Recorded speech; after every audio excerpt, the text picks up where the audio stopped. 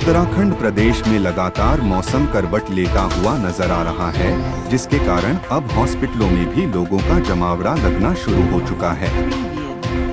क्योंकि जब मौसम परिवर्तन होता है तो लाजमी है कि बीमारियां भी पैदा होती हैं। वहीं इसका असर बच्चों पर भी पड़ता हुआ नजर आ रहा है। बच्चों के डॉक्टर अशोक कुमार ने बताया कि जिस तरीके से मौसम लगातार बदलता हुआ नजर आ रहा है, उसके कारण बच्चों में सर्दी जुकाम खांसी की बीमारी अधिक बढ़ गई है। लेकिन इसमें घबराने की कोई आवश्यकता नहीं है, यह मामूली सा वायरल है।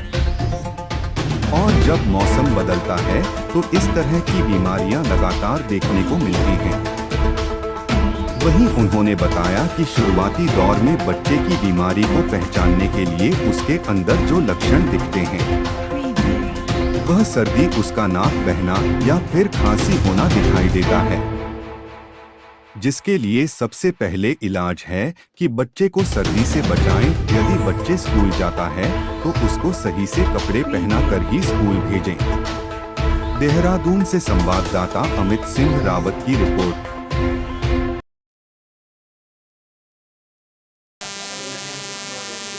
अभी जो है मौसम चेंज होने की वजह से बच्चों में सबसे ज़्यादा दिक्कत आती है सांस की आती है।